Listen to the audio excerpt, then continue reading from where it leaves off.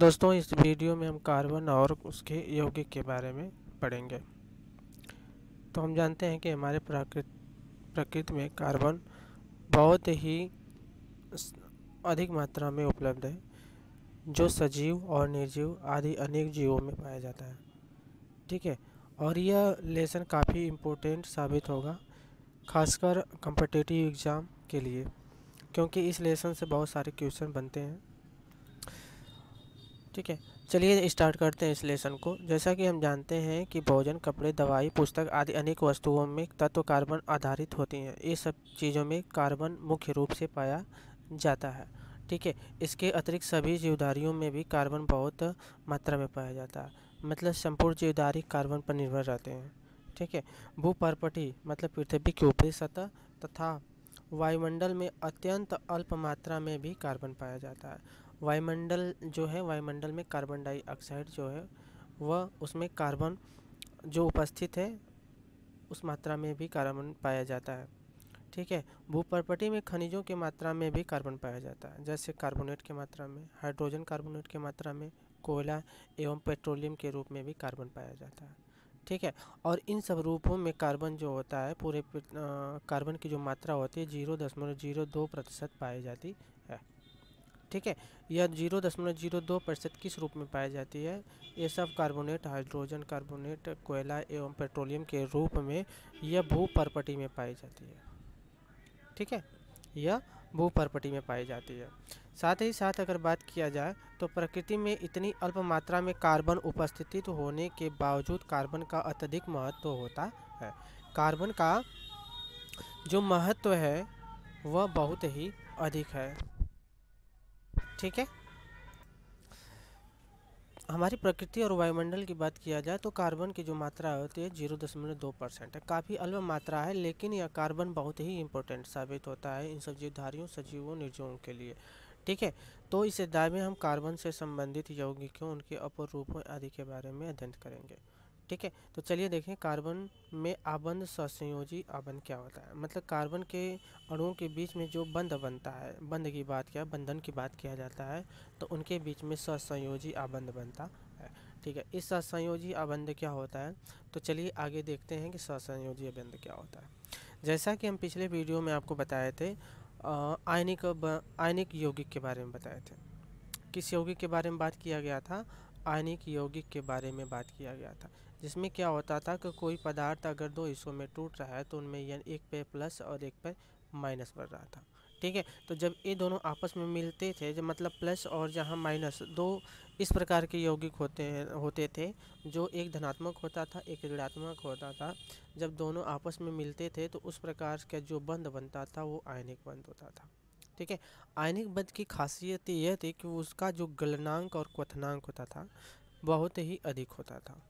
ठीक है, गलनांक और क्वथनांक बहुत ही अधिक होता था, और साथ ही साथ इसका जो जलीय विलयन था, जलीय विलयन जो था वह, उसमें यह विद्युत का चालक था, मतलब विद्युत का सुचालक था। ठीक है, दूसरी बात किया जाता है, यह क्षण भंगुर था। यह आयनिक यौगिकों के बारे में बात किया जा रहा था, ये क्षण भंगुर होते थे।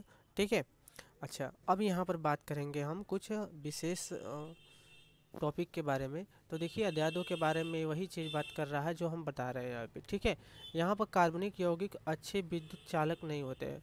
मतलब कार्बन के जो यौगिक होते हैं, जैसे हीरा हुआ, ग्रेफाइट हुआ, फ्लोरीन हुआ, आदि ऐसे जो तत्व होते हैं, वे सब पदार्थ होते हैं, वे सब का विद्युत के चालक मतलब अच्छे नहीं माने जाते हैं। ग्रेफाइट तो कुछ मात्रा में विद्युत का चालन करता है, लेकिन अच्छा चालक नहीं माना जाता है। ठीक है, आगे देखते हैं कि आयनिक यौगिकों की बात कर रहा था कि इनका क्वथनांक और गलनांक की तुलना में कम होते हैं। जो सहसंयोजी बंध वाले यौगिक होते हैं वो आयनिक यौगिक की तुलना में, आयनिक यौगिक की तुलना में उनका क्वथनांक और गलनांक कम होता है, काफ़ी कम होता है।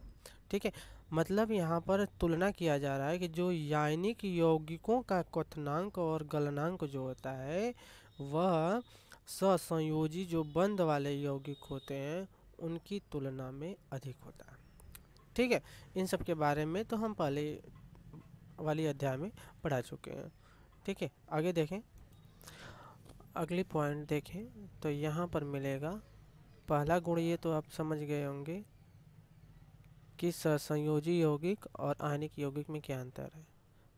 क्लियर कर लें, सहसंयोजी यौगिक और आयनिक यौगिक में यह अंतर है कि इनका क्वथनांक और गलनांक उच्च और निम्न होता है। उच्च किसका होता है? आयनिक यौगिकों का क्वथनांक और गलनांक उच्च होता है, जबकि सहसंयोजी यौगिकों का जो क्वथनांक और गलनांक होता है वह निम्न होता है। अगले पॉइंट की तरफ चलें तो इन परमाणुओं के बीच प्रबल आकर्षण बल नहीं लगता। किन परमाणुओं के बीच में? सहसंयोजी यौगिकों के जो परमाणु होते हैं उनके बीच बहुत ही कम आकर्षण बल लगता है। देखिए, ये सहसंयोजी यौगिक हैं, क्लोरोफॉर्म, एथेनॉल, मीथेन, ये सब जो होते हैं उतने अधिक बंध से, मजबूत बंध से नहीं बंधे होते हैं, चूँकि अधिकांश यौगिक विद्युत के कुचालक होते हैं। अभी हमने बताया था कि ये सब विद्युत के कुचालक होते हैं। ठीक है, आगे देखें तो यहाँ पर कार्बन की परमाणु संख्या के बारे में बात कर रहा है कि जो भी अध्याय है वो कार्बन के ऊपर निर्भर है, कार्बन के बारे में जानकारी है। तो सबसे पहले हम ये जान लेते हैं कि कार्बन का जो परमाणु क्रमांक होता है वह 6 होता है। ठीक, तो अगर इनका इलेक्ट्रॉनिक विन्यास निकाला जाए तो 2 और 4 होगा। हम पहले भी बता चुके हैं कि जिस कक्षा में परमाणु इलेक्ट्रॉन 4 होते हैं वे या तो देने का प्रयास करते हैं या तो लेने का प्रयास करते हैं। यहाँ पर जो कार्बन है वह अधातु है। ठीक है, अधातु होने के कारण यह केवल इलेक्ट्रॉन को ग्रहण कर सकता है। ठीक है, मतलब इसको 4 इलेक्ट्रॉन की और आवश्यकता होगी अपनी कक्षा कंप्लीट करने के लिए। मतलब कोई कार्बन है तो इसके पहली कक्षा में 2 इलेक्ट्रॉन होते हैं। ठीक है, और बाकी इलेक्ट्रॉन उसके सबसे बाहरी कक्षा में होते हैं और वो 4 इलेक्ट्रॉन होते हैं। ठीक, इसी प्रकार अगर हम इसको सही ढंग से लिखें, केवल बाहरी कक्षा को लिखें तो यह होगी बाहरी कक्षा और इसके अंदर 4 इलेक्ट्रॉन, तो इसमें 4 इलेक्ट्रॉन। ठीक है, तो ये 4 इलेक्ट्रॉन अनेक तत्वों से संयोग करने का प्रयास करेंगे। ठीक है, अच्छा, तो देखिए यहाँ पर बोला गया है कि ये 4 इलेक्ट्रॉन प्राप्त कर C4 माइनस बनने का प्रयास करेगा। क्यों C4 माइनस बनेगा? माइनस क्यों बनेगा? क्योंकि यह इलेक्ट्रॉन को ग्रहण कर रहा है। ये कितने इलेक्ट्रॉन ले रहा है? वो 4 इलेक्ट्रॉन को ग्रहण कर रहा है, इस वजह से 4 होगा। माइनस इस वजह से होगा क्योंकि वो ग्रहण कर रहा है। ठीक है, लेकिन 6 प्रोटॉन वाले नाभिक के लिए 10 इलेक्ट्रॉन अर्थात 4 इलेक्ट्रॉन धारण करना मुश्किल हो जाता है। कहने का मतलब ये है कि अगर उसके बाहरी कक्षा में 6 इलेक्ट्रॉन होते तो 4 इलेक्ट्रॉनों को धारण नहीं कर पाता। उसको क्यों होता है? 6 पहले से हैं, अगर 4 और दिया जाए तो 10 हो जाएंगे। बाहरी कक्षा में 10 इलेक्ट्रॉन नहीं होते हैं, केवल 8 होते हैं। ठीक है, तो बाहरी कक्षा में 4 ही इलेक्ट्रॉन है, इसको केवल 4 इलेक्ट्रॉनों की और आवश्यकता पड़ेगी। ठीक है, ये 4 इलेक्ट्रॉन खो करके C4+ धनायन बन सकता है, लेकिन 4 इलेक्ट्रॉनों को खोकर 6 प्रोटॉन वाले नाभिक में केवल 2 इलेक्ट्रॉनों का कार्बन दायान बनने के लिए अत्यधिक ऊर्जा की आवश्यकता होगी। इसका मतलब ये है कि अगर कार्बन के बारे में देखें तो हमने बताया था कि जिसके बाहरी कक्षा में 4 इलेक्ट्रॉन होते हैं, या तो वो अपना इलेक्ट्रॉन दे सकता है या तो फिर वो अपना इलेक्ट्रॉन ले सकता है, या दे भी सकता है और ले भी सकता है। यह दे क्यों नहीं सकता? सबसे इम्पोर्टेंट बात यह है क्योंकि इसके बाहरी कक्षा में 4 इलेक्ट्रॉन है। कितने इलेक्ट्रॉन है? 4 इलेक्ट्रॉन है। तो ये चारों इलेक्ट्रॉनों को अगर त्याग कर देगा तो इसके अंदर केवल 2 इलेक्ट्रॉन बचेंगे।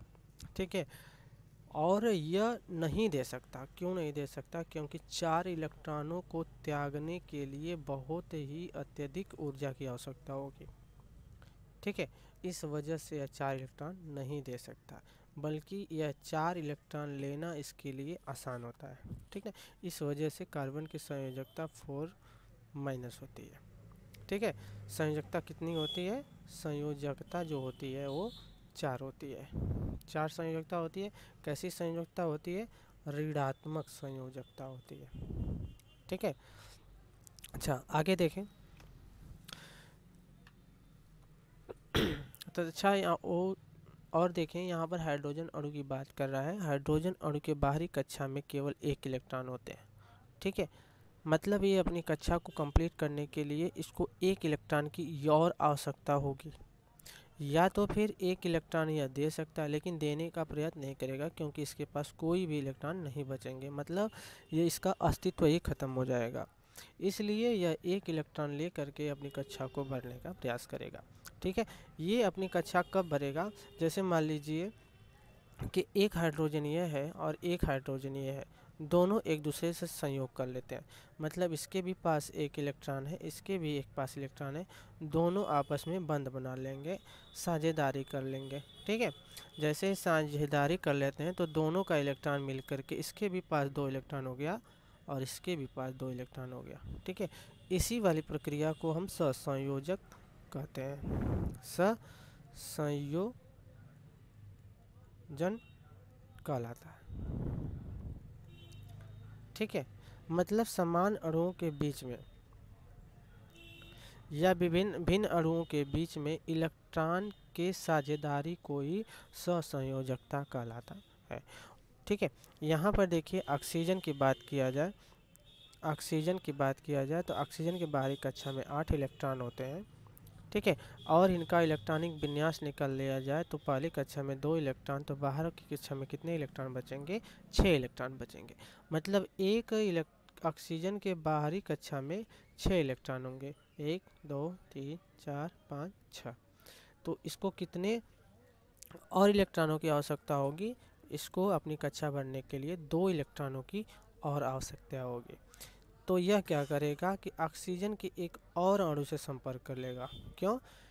क्योंकि इसके भी बाहरी कक्षा में 6 इलेक्ट्रॉन होंगे। तो ये क्या करेगा कि यह वाला इलेक्ट्रॉन इससे साझा कर लेगा, यह वाला इलेक्ट्रॉन इससे साझा कर लेगा, मतलब गिना जाए तो 1 2 3 4 5 6 7 8, एक के लिए 8 हो गया, उसी तरह से इसके लिए भी 8 हो जाएगा। इस तरह से इलेक्ट्रॉन का साझेदारी करके ये सब सहसंयोजी बंध बना लेते हैं। ठीक है, मतलब दो कितने बंध बना? यहाँ पर देखिए, एक बंध 2 बंध, मतलब ऑक्सीजन के बीच में डबल बॉन्ड हो गया। हाइड्रोजन के बीच में कितना बॉन्ड बन रहा था? सिंगल बॉन्ड बन रहा था। इस तरह से सिंगल बॉन्ड बन रहा था। इसमें सिंगल बॉन्ड, इसमें डबल बॉन्ड, और इसमें नाइट्रोजन में देखिए तो नाइट्रोजन की बाहरी कक्षा में 7 इलेक्ट्रॉन होते हैं। नाइट्रोजन के बाहरी कक्षा में 7 इलेक्ट्रॉन होते हैं, मतलब इलेक्ट्रॉनिक विन्यास 2 और 5 है। अब 5 को 8 बनने के लिए कितने इलेक्ट्रॉनों की आवश्यकता होगी? 3 इलेक्ट्रॉन चाहिए इसको, मतलब नाइट्रोजन की जो संयोजकता होगी वो हो जाएगी 3, और इसके बाहरी कक्षा में भी 5 इलेक्ट्रॉन बचे, 1 2 3 4 5। ठीक है, इसको हटाइए, यहाँ पर लिख लेते हैं 5, 1 2 3 4 5। और उसी तरह से ये दूसरे नाइट्रोजन से अगर संपर्क करे तो इसके भी बाहरी कक्षा में 5 इलेक्ट्रॉन है। ठीक है, तो एक किस तरह से अपना बंध बनाएंगे, तो ये देखिए, एक इलेक्ट्रॉन इस वाले इलेक्ट्रॉन से या इससे, यह वाला इससे, मतलब नाइट्रोजन के बीच में ट्रिपल बॉन्ड बन जाएगा। ठीक है, इस प्रकार से देखते हैं कि इलेक्ट्रॉनों की जो साझेदारी इसकी वजह से जो बॉन्ड बन रहे हैं उसे हम सहसंयोजी बॉन्ड कहते हैं। ठीक है, आगे देखें अमोनिया के अणु के बारे में। अमोनिया गैस के अणुओं का जो फार्मूला होता है वह NH3 होता है, NH3। अभी हम बताए थे कि नाइट्रोजन के बाहरी कक्षा में 5 इलेक्ट्रॉन होते हैं, 1 2 3 4 5, और हाइड्रोजन की बाहरी कक्षा में 1 इलेक्ट्रॉन होते हैं, 1। तो यहाँ पर कितने हाइड्रोजन है? 3 हाइड्रोजन है, तो हम 3 हाइड्रोजन को लिख लेंगे। तो 3 हाइड्रोजन को लिख लेंगे, तो इसके भी एक यहाँ पर बना लेते हैं। ठीक है, तो देखिए, यह हाइड्रोजन बॉन्ड इससे, यह इलेक्ट्रॉन इससे, और यह इलेक्ट्रॉन इससे बॉन्ड बना लेता है। ठीक है, बचे अब गिनिए कितने नाइट्रोजन के हो गए? 1 2 3 4 5 6 7 8। नाइट्रोजन का भी कंप्लीट, हाइड्रोजन के भी 2 इलेक्ट्रॉन हो गए, इसके भी 2 इलेक्ट्रॉन, इसके भी 2 इलेक्ट्रॉन, सभी लोग एक दूसरे से क्या हो गए? सहसंयोजी बंध बना लिए। ठीक है, तो यहाँ पर बताया गया है कि इन अणुओं में एक द्वि या त्रिकोण सा बंध होता है। ठीक है, तो इनके बीच में हम एकल बॉन्ड को प्रदर्शित कर सकते हैं। ठीक है, तो एकल बांड किसे कहते हैं? तो कार्बन के हाइड्रोजन के बीच देखिए एकल बांड होता है। ठीक है, ऑक्सीजन के बीच डबल बांड, पिछले देखिए नाइट्रोजन के बीच ट्रिपल बांड होता है। ठीक है, इसी जो मतलब 3 लाइन है तो ट्रिपल बांड, 2 लाइन है डबल बांड होते हैं। ठीक ना। अच्छा, और इन्हीं सिंगल बांड डबल बांड से संतृप्त और असंतृप्त यौगिकों के बारे में भी पहचान की जाएगी, वो अगले पॉइंट पे है।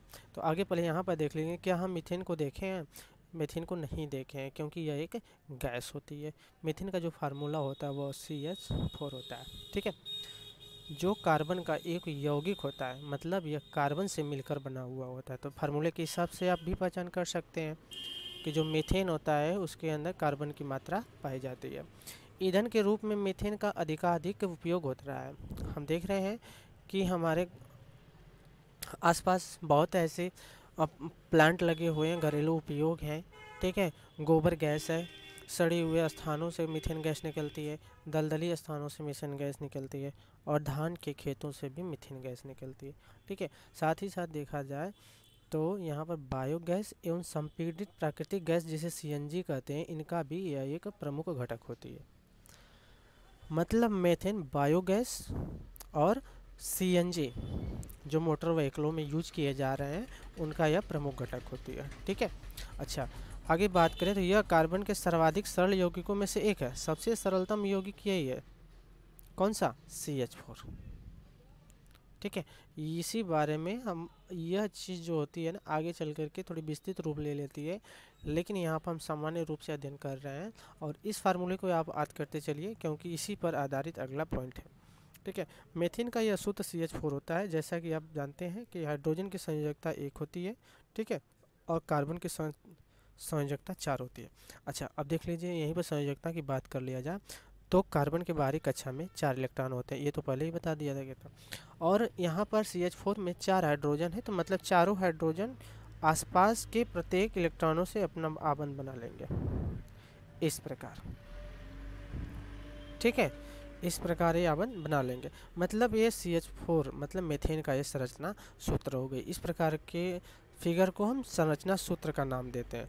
ठीक है, अच्छा आगे देखें तो दो परमाणुओं के बीच इलेक्ट्रॉन के एक युग्म की साझेदारी से, हमने पहले भी बताया था कि इलेक्ट्रॉनों की साझेदारी से जो आबंध बनते हैं उन्हें हम सहसंयोजी आबंध कहते हैं। ठीक है, मतलब सिंगल बनेगा तो सिंगल सहसंयोजी बंध, डबल सहसंयोजी बंध, ट्रिपल सहसंयोजी बंध का नाम दिया जाता है। ठीक है, सहसंयोजी आबंध वाले अणुओं में भीतर तो प्रबल आबंध होता है लेकिन अंतराणुक बल बहुत ही कम होता है। मतलब इनके अंतराणुक जो बल होते हैं आपस में मिलने के जो शक्ति होती है वो काफ़ी कम होती है। ठीक है, और फलस्वरूप जब दो तत्व आपस में जुड़ते हैं सिंगल आबंध वाले मतलब सहसंयोजी बंध वाले तत्व आपस में जब जुड़ते हैं तो उनके अंदर जो अंतराणुक बल होता है, मतलब दो परमाणुओं के बीच लगने वाले बल को अंतराणुक बल कहते हैं। तो यह काफ़ी कमज़ोर होता है। जब ये कमज़ोर होता है तो इनको तोड़ना काफ़ी आसान होता है।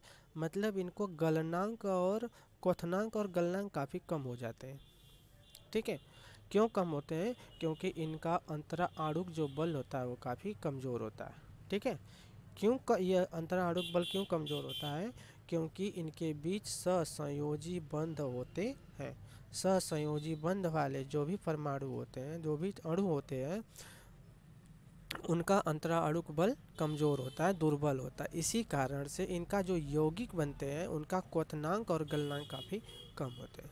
ठीक है, चूँकि परमाणुओं के बीच इलेक्ट्रॉनों की साझेदारी होती है और आवेशित कण बनते हैं, सामान्यतः ऐसे संयोजी यौगिक विद्युत के कुचालक पाए जाते हैं। यहाँ पर इलेक्ट्रॉनों की साझेदारी हो रही है, इलेक्ट्रॉन एक दूसरे के साझा कर रहे हैं।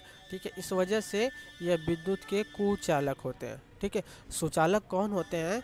जैसे सोडियम प्लस क्लोरीन माइनस, इनमें इलेक्ट्रॉनों का आदान प्रदान होता है, इलेक्ट्रॉन और प्रोटॉन का आदान प्रदान होता है। ठीक है, इनको आयनिक बंध कहते हैं, आयनिक बंध कहा जाता है, आयनिक बंध का। इस प्रकार के जो जलीय विलयन होते हैं वो विद्युत के सुचालक कहलाते हैं। ठीक है, कार्बन के अपर रूप के बारे में जाना जाए, कुछ कार्बन के अपर रूपों के बारे में जान लेते हैं। काफ़ी पूछा जाता है यह क्वेश्चन, कार्बन के अपर रूप। ठीक है। अच्छा, कार्बन के अपर रूप को देखें तो पहला है हीरा, ठीक है, दूसरा है ग्रेफाइट, तीसरा है फ्लोरीन आदि। इस प्रकार के कई तत्व हैं, पदार्थ हैं जो कार्बन की बहुतायत मात्रा में उपलब्ध होते हैं। ठीक है, जैसे हीरा, ग्रेफाइट, फ्लोरीन, ये कार्बन के ही रूप होते हैं जो अलग अलग परिस्थितियों में अलग अलग रूपों में बन जाते हैं। ठीक है, हीरा का प्रकृति में पाया जाने वाला सबसे कठोर पदार्थ होता है। ठीक है, ग्रेफाइट पेंसिल की जो लीड होती है जो विद्युत की लगभग सुचालक होती है। ठीक है, ये वाला होता है। फ्लोरीन भी एक तरह का कार्बन का ही अपरूप पाया जाता है। अच्छा, कार्बन की चतुर्मुखी प्रकृति के बारे में बात किया जाए तो कार्बन ऐसा तत्व प्रकृति में पाया जाने वाला होता है जो लगभग अधिकांश तत्वों से मिलने की क्षमता रखता है। ठीक है। अच्छा, इनके बीच में हमने अभी देखा कि इलेक्ट्रॉनों की साझेदारी या सहसंयोजी आबंध का निर्माण देखा। ठीक है, मतलब सहसंयोजी बंध का निर्माण किस प्रकार से होता है हमने अभी देखा।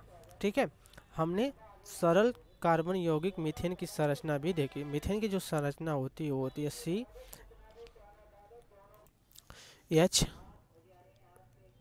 CH4 जो फार्मूला होता है उसी आधारित पे हम संरचना बनाने, एक कार्बन 4 हाइड्रोजन, चारों हाइड्रोजन को उसके चारों संयोजकताओं से जोड़ देंगे। इस प्रकार जो होता है ये मीथेन का संरचना सूत्र होता है। ठीक है। अच्छा, आगे देखें, हम स्वयं भी कार्बन के यौगिक से बने हुए हैं, मतलब हमारे अंदर कार्बन के भी यौगिक उपलब्ध हैं। ठीक है, हालांकि रसायन शास्त्रियों द्वारा सूत्र सहित ज्ञात कार्बन यौगिकों की गणना की गई है जो लगभग कई मिलियन आंकी गई है।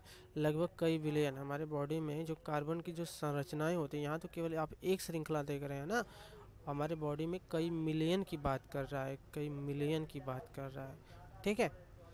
अच्छा, आगे देखें, गुणधर्म केवल कार्बन में ही मिलता है, किसी और तत्व में नहीं।